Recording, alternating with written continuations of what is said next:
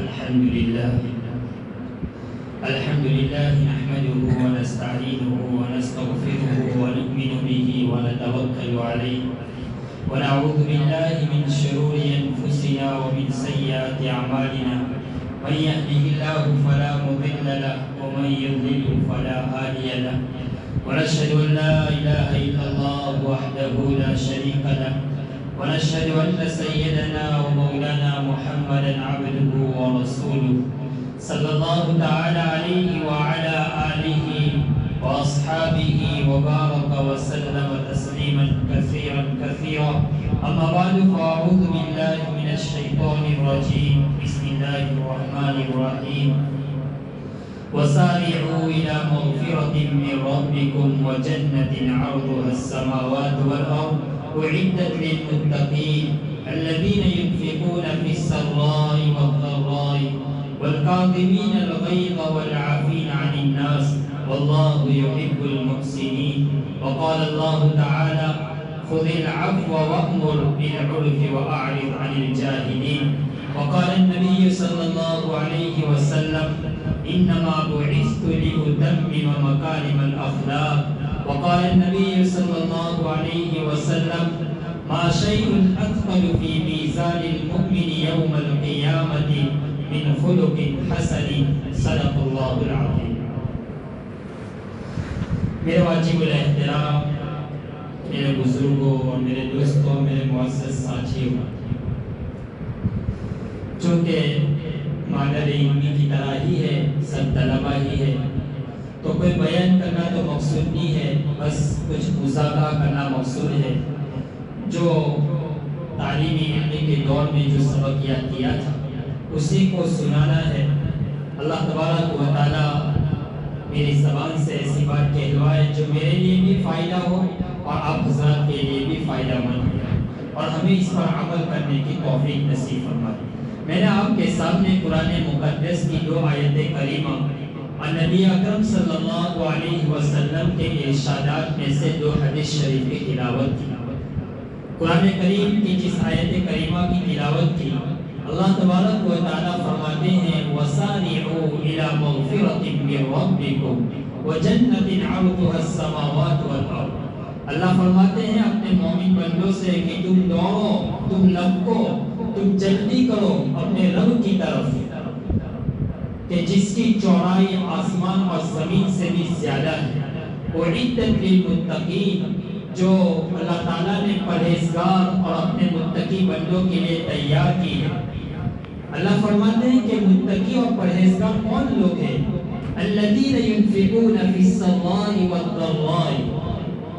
متقی اور پرہیزگار وہ لوگ ہیں جو اللہ کے راستے میں خرچ کرتے ہیں، خوشحالی میں بھی اور تنگ دستی میں بھی. خوشحالی میں بھی اور تنگ دستی میں بھی. آگے فرماتے ہیں والکاظمین الغیظ والعافین عن الناس، کہ متقی اور پرہیزگار کون لوگ ہیں؟ اللہ فرماتے ہیں وہ ہیں جو غصے کو پینے والے ہیں اور لوگوں کو معاف کرنے والے ہیں. آگے فرماتے ہیں اللہ تبارک و تعالی واللہ یحب المحسنین، اللہ تعالیٰ احسان کرنے والے کو، نیکی کرنے والوں کو اللہ پسند کرتے ہیں. دوسری جگہ پر اللہ فرماتے ہیں خذ العفو وأمر بالعرف وأعرض عن الجاہلین. اللہ تعالیٰ اپنے حبیب سے کہہ رہے ہیں اے میرے پیارے محمد، آپ عفو کو اختیار کیجئے، آپ درگزر کیجئے اور آپ نیکی کا حکم دیجئے. اور آگے فرماتے ہیں وأعرض عن الجاہلین، اور آپ جاہلوں سے، ان پڑھ لوگوں سے آپ اعراض کیجئے، درگزر کر کے آپ چلتے رہیے. حدیث شریف میں نبی اکرم صلی اللہ علیہ وسلم فرماتے ہیں انما بعثت لأتمم مکارم الاخلاق. اللہ نے میری معرفت اس لیے کی ہے، اللہ نے مجھے اس لیے بھیجا ہے تاکہ میرے ذریعے اخلاق کی تکمیل ہو جائے، میرے ذریعے اخلاق کی تکمیل ہو جائے. اور دوسرے حدیث میں اللہ کے رسول فرماتے ہیں ما شیء اثقل فی میزان المؤمن یوم القیامت من خلق حسن. فرماتے ہیں کہ قیامت کے دن انسان کے اعمال میں، انسان کے نامہ اعمال میں سب سے زیادہ وزنی جو عمل ہوگا وہ انسان کے اچھے اخلاق ہوں گے. میرے بھائیوں، میرے دوستوں، قرآن کریم کی آیت سے اور نبی اکرم صلی اللہ علیہ وسلم کے احادیث سے ہمیں یہ تعلیم ملتی ہے، اور جس چیز کی ہمیں تعلیم ملتی ہے وہ ہے اچھے اخلاق۔ انسان اپنے اخلاق کو اچھا کرے، اپنا کیریکٹر، اپنا کردار کو اچھا بنائے۔ نبی اکرم صلی اللہ علیہ وسلم کے آپ احادیث شریفہ کو اٹھا کر دیکھیے، سیاہ سیدہ کو اٹھا کر دیکھیے۔ محدثین اور مفسرین اور محدثین نے اپنی کتب اور اپنے احادیث کی کتابوں میں اس کے اوپر مستقل ابواب پڑھے اور مستقل ابواب قائم کیے کہ انسان اپنے اخلاق کو اچھا سے اچھا اخلاق بنائے۔ اللہ کے رسول صلی اللہ علیہ وسلم نے فرمایا اپنے اخلاق کو اچھا کیجئے، بہت زیادہ تاکید فرمائی۔ میرے بھائیوں، قیامت کے دن ہمارے نامہ اعمال میں سب سے زیادہ وزنی جو عمل ہوگا وہ انسان کے اچھے اخلاق ہے۔ اللہ کے حبیب علیہ السلام نے فرمایا قیامت کے دن ہر انسان کو اس کا نامہ اعمال ملے گا۔ فمن ثقلت موازینہ فاولئک هم المفلحون ومن خفت موازینہ، فرمایا جس شخص کے نامہ اعمال بھاری ہوں گے فاولئک هم المفلحون، وہ کامیاب ہو گیا، اور جس کے نامہ اعمال ہلکے ہوں گے اللہ کے رسول اللہ تعالیٰ فرماتے ہیں وہ خسارے میں ہوگا۔ فاولئک هم الخاسرون، وہ خسارے میں ہوگا۔ اللہ تعالیٰ قرآن کریم میں فرماتے ہیں وَنَضَعُ الْمَوَازِينَ الْقِسْطَ لِيَوْمِ الْقِيَامَةِ، ہم قیامت کے دن ترازو رکھیں گے، انصاف کرتے ہوئے ہر انسان کے نامہ اعمال تولے جائیں گے، وزن کیے جائیں گے۔ اب ایک انسان سوچتا ہے کہ میں جو عبادت کرتا ہوں، میں جو نماز پڑھتا ہوں، میری نماز پڑھنا تو مجھے نظر نہیں آتا، میرا روزہ رکھنا تو مجھے اس کا جسم تو نظر نہیں آتا۔ میرے بھائیو، اس چیز کو سمجھنا بہت آسان ہے۔ آج کے اس دور کے اندر میں ہم ڈاکٹر کے پاس جاتے ہیں اور وہ ہمارا پریشر اور ہمارا شوگر ہر چیز کو وہ مشین کے ذریعے وہ چیک کرتا ہے۔ اللہ تبارک و تعالیٰ ہر چیز پر قادر ہے۔ اللہ قیامت کے دن ہمارے اعمال کو جسم کی صورت اختیار کریں گے، اور اللہ فرماتے ہیں ہم قیامت کے دن ترازو قائم کریں گے اور ہر انسان کا نامہ اعمال کا وزن کیا جائے گا، اور جس کے جیسے اعمال ہوں گے اسی کے مطابق اس کا بدلہ دیا جائے گا۔ میرے بھائیوں، ہمیں اپنے اخلاق کو بہت زیادہ سنوارنے کی ضرورت ہے، بہت زیادہ سنوارنے کی ضرورت ہے۔ اللہ کے حبیب علیہ السلام نے اس کے اوپر بڑا زور دیا ہے۔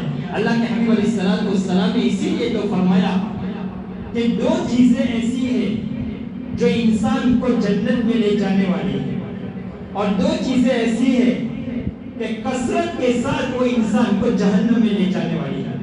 اللہ کے حبیب علیہ السلام نے فرمایا کہ وہ دو چیزیں کیا ہے جو انسان کو جنت میں لے جانے والی ہے۔ اللہ کے حبیب نے فرمایا الفم والفرج، فرمایا زبان کا صحیح استعمال اور شرمگاہ کا صحیح استعمال۔ اپنی زبان کی حفاظت کیجئے، اپنی شرمگاہ کی حفاظت کیجئے۔ صدیق اکبر رضی اللہ تعالیٰ عنہ کے بارے میں ہے، فرمایا صدیق اکبر رضی اللہ تعالیٰ عنہ اکثر اپنے اوقات اپنے منہ کے اندر میں پتھر رکھا کرتے تھے اور فرماتے تھے جسمہ صغیر و جرمہ کبیر، یہ زبان تو جسم کے اعتبار سے بہت چھوٹی ہے، لیکن اسی زبان سے ایسے جرائم صادر ہوتے ہیں کہ آپس کے اندر میں گھر ٹوٹے جا رہے ہیں، معاشرے کے اندر میں بگاڑ ہوتا ہے، ایک دوسرے کی غیبت کی جا رہی ہے، ایک دوسرے کے اوپر الزام لگایا جا رہا ہے، نہ جانے کس کے اوپر کیا تہمت لگا دی، اسی زبان کی وجہ سے ہوا۔ تو فرمایا عائشہ صدیقہ رضی اللہ تعالیٰ عنہ کے اوپر جو تہمت لگی تھی، اللہ چاہتا تو اسی وقت وحی نازل فرما کر عائشہ کی برات نازل کر دیتے، لیکن ایک مہینے تک اللہ تبارک و تعالیٰ نے آپ علیہ السلام کے اوپر کوئی وحی نازل نہیں فرمائی، اور ایک مہینے کے بعد اللہ تبارک و تعالیٰ نے آپ علیہ السلام کو وحی نازل فرمائی، اور عائشہ صدیقہ عفیفہ رضی اللہ تعالیٰ عنہ کی برات نازل ہوئی، اور قرآن کریم کے 18 پارے سورہ نور کے اندر میں 10 آیت کریمہ نازل ہوئی۔ میرے بھائیوں، محمد رسول اللہ صلی اللہ علیہ وسلم سے بڑھ کر کون ہستی ہو سکتی ہے؟ آپ اپنی بیوی حضرت عائشہ کے بارے میں تحقیق کر رہے ہیں، جب حضرت صفوان ابن معطل کے ساتھ عبداللہ ابن ابی ابن سلول نے تہمت لگائی تھی، اللہ کے رسول جیسی شخصیت تحقیق کر رہی ہے۔ آپ چاہتے، اللہ تعالیٰ چاہتے اسی وقت قرآن کریم کی آیت کو نازل فرما دیتے، لیکن ایک مہینہ گزر گیا، ایک مہینے تک کوئی وحی نہیں آئی۔ ماں عائشہ صدیقہ رضی اللہ تعالیٰ عنہ فرماتی ہے مجھے تو کچھ بھی علم نہیں تھا، میں تو حضرت ام مصطح کے ساتھ میں تو پیشاب کے لیے باہر نکلی تو ام مصطح کو ٹھوکر لگی، فرمایا کہ ام مصطح فرمایا کہ مصطح ہلاک ہو، فرمایا تم کس صحابی کو ایسا برا بھلا کہہ رہی، فرمایا تمہیں معلوم نہیں ہے، فرمایا کیا کہ تمہارے بارے میں تو اس طرح کا چرچا ہو رہا ہے کہ نعوذ باللہ تم نے صفوان ابن معطل کے ساتھ زنا کیا۔ ماں عائشہ صدیقہ رضی اللہ تعالیٰ عنہ فرماتی ہے مجھے تو پیشاب کی ضرورت تھی، میں تو پیشاب بھی نہیں کیا اور سیدھے میں اپنے گھر آئی اور میں نے کہا اللہ کے رسول صلی اللہ علیہ وسلم سے مجھے اپنے گھر جانا ہے، تو اللہ کے رسول صلی اللہ علیہ وسلم نے فوراً اجازت دے دی۔ ماں عائشہ فرماتی ہے کہ مجھے اور زیادہ غم ہوا اور زیادہ رنج ہوا کہ پہلے جب پوچھتی تھی تو یوں کہا کرتے تھے کہ آج نہ جاؤ کل چلی جانا، کل مت جانا پرسوں چلی جانا، اور آج میں اجازت مانگ رہی تو مجھے فوراً اجازت مل گئی، میں اپنے گھر گئی اور میں نے اپنے امی سے کہا امی لوگ میرے بارے میں کیا بات کر رہے ہیں، بس ایک ہی جملہ کہا کہ بس اللہ اس کے بارے میں اگر تو سچی ہے اللہ اس کے بارے میں فیصلہ کرے گا۔ صدیق اکبر رضی اللہ تعالیٰ عنہ اپنے بالا خانے میں فرمایا قرآن پڑھ رہے تھے، کچھ بھی نہیں کہا، ایک لفظ آپ نے اپنی زبان سے نہیں نکالا کہ آپ نے اللہ کے رسول سے کہا کہ آپ نے میری بیٹی کے ساتھ کیسا معاملہ کیا، کچھ بھی نہیں۔ بہر میرے بھائیوں ایک مہینہ گزر گیا، اللہ نے وحی نازل فرمائی اور ماں عائشہ کی برات نازل فرمائی، یہ مجھے اور آپ کو دکھانے کے لیے کہ زبان سے جو جرائم صادر ہوتے ہیں، زبان سے جو الفاظ نکلتے ہیں اس سے کیسے کیسے گناہ صادر ہوتے ہیں اور کیسے کیسے اس کی وجہ سے آپس میں تفرقہ بازی ہو جاتی ہے۔ کتنے لوگوں نے ماں عائشہ کے بارے میں غلط الزام لگا دیا اور کتنے لوگوں نے ماں عائشہ کے بارے میں غلط گمان کیا، اس لیے اللہ تبارک و تعالیٰ قرآن کریم میں فرماتے ہیں یا ایھا الذین آمنوا اجتنبوا کثیرا من الظن، اے ایمان والو تم بچو اس سے کہ بہت سارے خیالات جو ایسے ہوتے ہیں صرف محض گمان ہوتا ہے، کسی کو آپس میں دو شخص کو بات کرتے ہوئے دیکھ لیا پر میرے بارے میں بات کر رہے ہیں، میرے بارے میں بات کر رہے ہیں۔ میرے بھائیوں اس چیز سے ہمیں بچنا ہے، تو انسان کو جو جہاں دو چیز اللہ کے رسول نے فرمایا دو چیزوں کی حفاظت کرو، وہ کیا ہے زبان کا استعمال صحیح استعمال اور شرمگاہ کا صحیح استعمال،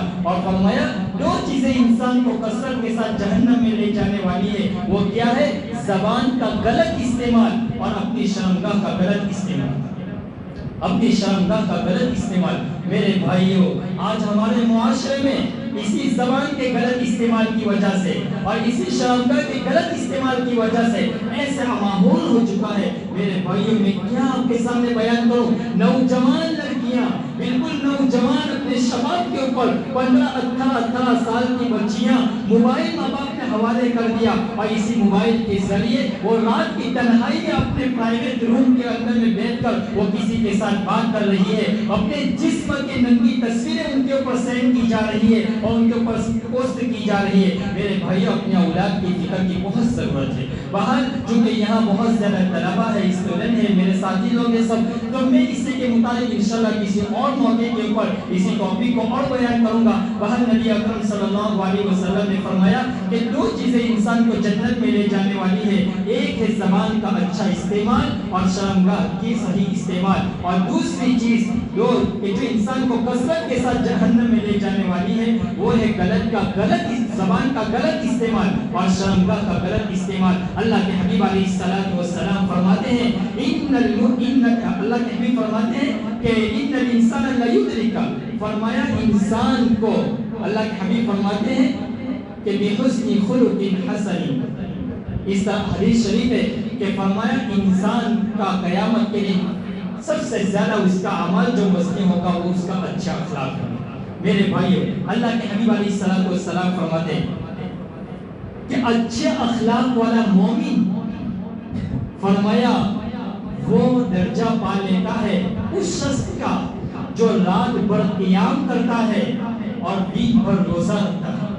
اللہ کے حبیب علیہ السلام نے فرمایا ان المؤمن لا يدرك بخلق الحسن یا بخلق الحسن من درجة الصائم القائم، کہ مومن انسان اچھے اخلاق والا انسان، فرمایا وہ رات بھر قیام کرنے والا، مصلی پر کھڑا ہونے والا، اللہ کے سامنے عبادت کرنے والے کا درجہ اور دن بھر روزہ رکھنے والے کا درجہ پا لیتا ہے۔ ایک اچھا انسان اخلاق والا وہ ان کے درجوں کو پا لیتا ہے۔ اللہ تبارک و تعالی اچھے اخلاق والے انسان کو رات بھر قیام کرنے والا اور دن بھر روزہ رکھنے والے کا درجہ ان کو عطا فرماتے ہیں۔ اس سے اندازہ لگائیے کہ شریعت کے اندر میں اچھے اخلاق کی کتنی اہمیت ہے۔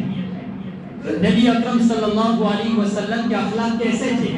حضرت انس رضی اللہ تعالیٰ عنہ فرماتے ہیں میں 10 سال نبی اکرم صلی اللہ علیہ وسلم کی خدمت میں رہا، میں نے اللہ کے رسول صلی اللہ علیہ وسلم سے زیادہ حسین اور آپ سے زیادہ خوبصورت کسی کو دیکھا نہیں۔ اور حسان بن ثابت تو فرماتے ہیں وَأَحْسَنَ مِنْكَ لَمْ تَرَ قَطُّ عَيْنِي، فرمایا میری آنکھ نے آپ سے زیادہ حسین کسی کو دیکھا نہیں۔ وَأَجْمَلُ مِنْكَ لَمْ تَلِدِ النِّسَاء، اور آپ سے زیادہ جمال والے کو کسی نے جنا نہیں۔ خُلِقْتَ مُبَرَّأً مِنْ كُلِّ عَيْبٍ، آپ ہر عیب سے پاک تھے۔ وَأَنَّكَ قَدْ خُلِقْتَ كَمَا تَشَاءُ، آپ ایسے تھے گویا آپ جیسا چاہتے تھے اللہ نے آپ کو ایسا ہی بنایا۔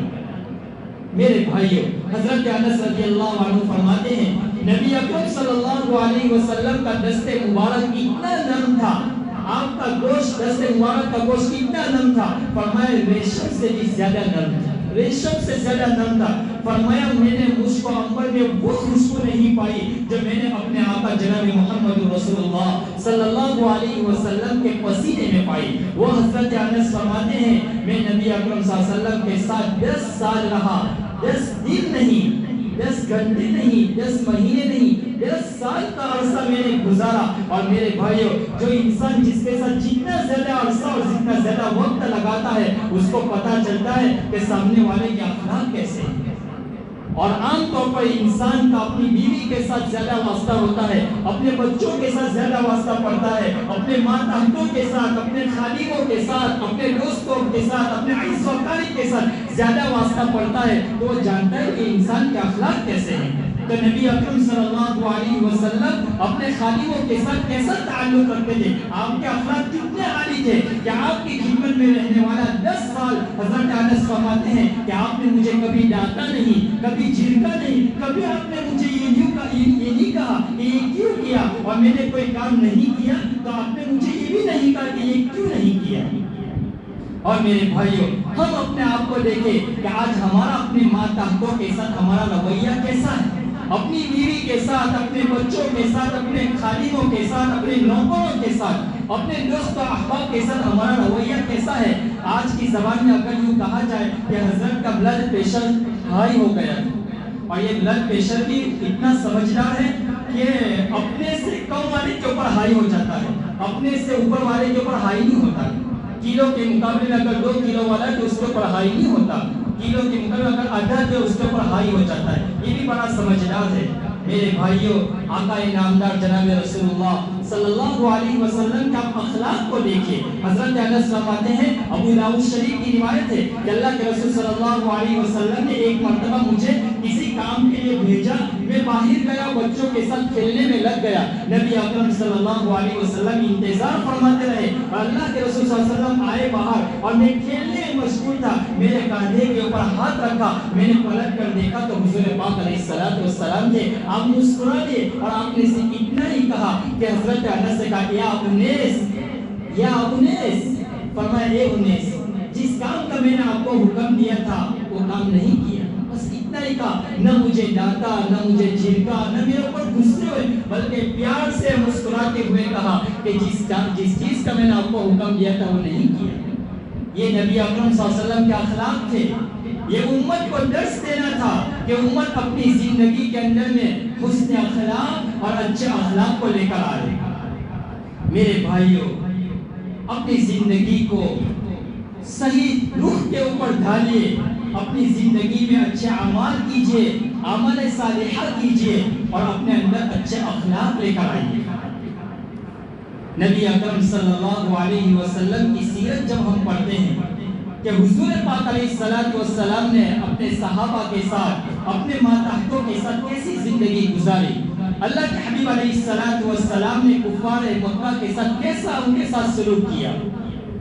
اللہ کے حبیب علیہ السلام جب فتح مکہ کے وقت آپ جب مکہ المکرمہ میں آپ داخل ہوئے تو اس وقت آپ کس شان و شوکت کے ساتھ داخل ہوئے اور آپ سارے لوگ اپنے گھر میں گھس گئے اور اس وقت ابو سفیان نے سمجھ لیا کہ آج محمد میرا انتقام لیں گے، اس لیے کہ اللہ کے رسول صلی اللہ علیہ وسلم نے مکہ المکرمہ کی 13 سالہ زندگی ایسی گزاری، ایسی کٹھن اور ایسے حالات میں گزاری کہ آپ کے اوپر پتھر برسائے گئے۔ طائف کے میدان میں اس بدبخت اوباش لڑکوں نے آپ کے اوپر پتھر برسائے۔ اللہ کے حبیب فرماتے ہیں کہ میں جا رہا تھا، میرے گھٹنوں سے اور میرے تختوں سے خون نکل رہا تھا اور بہہ رہا تھا، اور میں دیکھ رہا تھا کہ آسمان کے اوپر ایک بدلی ہے، اس بدلی میں جبرائیل علیہ السلام ہے، اور یہ حکم دیا جا رہا تھا اے محمد اگر آپ حکم دیجئے، آپ حکم کریں تو اس بدلی کے اندر میں اور یہاں جو پہاڑ ہے اس پہاڑ کے فرشتوں کو حکم دیا جائے گا کہ اس دونوں پہاڑی کے بیچ کے اندر میں اس طائف کے قوم کو اور طائف والوں کو اس دونوں پہاڑی کے بیچ میں ان کو چورا چورا کر دیا جائے۔ اللہ کے حبیب علیہ السلام نے فرمایا نہیں، اگر ان لوگ آج میرے ساتھ یہ ایسا کر رہے ہیں اس لیے کہ اللہم اہدی قومی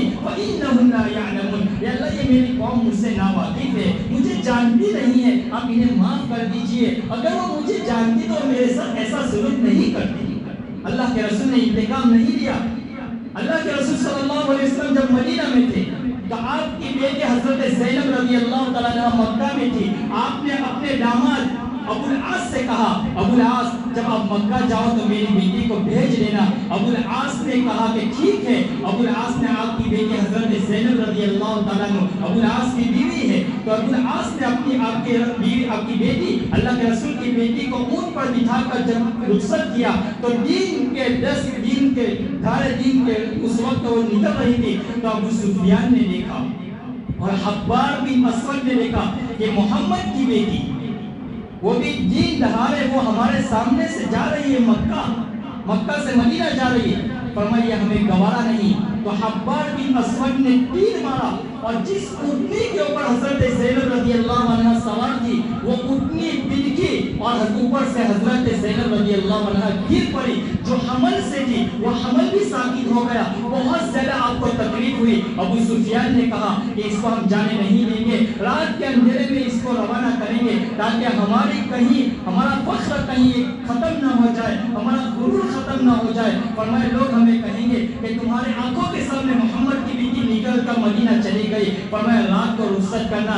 آج کے دور میں مکہ سے مدینہ ہم جب سواری میں جب ہم ایمبولنس کے اندر میں یا لگژری میں ہم جاتے ہیں تو 5 سے 6 گھنٹے لگتے ہیں، اس وقت 15 دن لگے تھے حضرت زینب رضی اللہ تعالیٰ عنہ کو، وہ بھی ایسی حالت میں کہ آپ کا حمل ساقط ہو گیا۔ اس دردناک تکلیف کے ساتھ آپ گئے، اللہ کے رسول صلی اللہ علیہ وسلم کے آنکھوں سے آنسو تھے، آپ کو سارا مانجا اور سارا علم ہو چکا تھا، لیکن جب مکہ فتح ہوا نبی اکرم صلی اللہ علیہ وسلم کعبۃ اللہ میں داخل ہوئے، اسی حبار بن اسود جو حضرت زینب کو جس نے تیر مارا تھا آپ کا حمل ساقط ہو گیا تھا، آپ نے اس کو بھی معافی کا اعلان کر دیا اور اس کو بھی معاف کر دیا، وہ مسلمان ہو گئے۔ ابو سفیان جو کفار مکہ کا سردار تھا آپ نے ان کو معاف نہیں کیا، ان کو یہ ایوارڈ بھی دیا من دخل دار ابی سفیان فهو آمین، کہ ابو سفیان کو تو معاف کر دیا، لیکن جو شخص ابو سفیان کے گھر میں داخل ہوگا فرمایا اس کو بھی معافی مل جائے گی۔ میرے بھائیوں، نبی اکرم صلی اللہ علیہ وسلم نے کسی سے کوئی انتقام نہیں لیا۔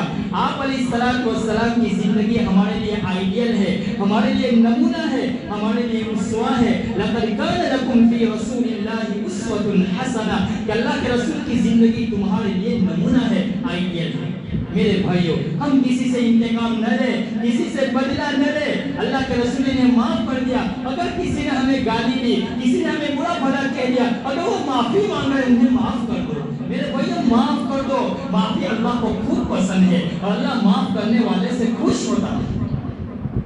جناب رسول اللہ صلی اللہ علیہ وسلم نے فرمایا کیا فرمایا کہ میری امت میں جس کے اوپر بھی ظلم ہو، کیا فرمایا کہ آپ کے اخلاق کیسے تھے، آپ نے کیا سنا کہ جس کے اوپر بھی ظلم ہو اس کو ظلم کو معاف کر دے، کوئی آپ کے ساتھ برا سلوک کرے اس برے سلوک کے ساتھ اچھی طرح سے پیش آؤ۔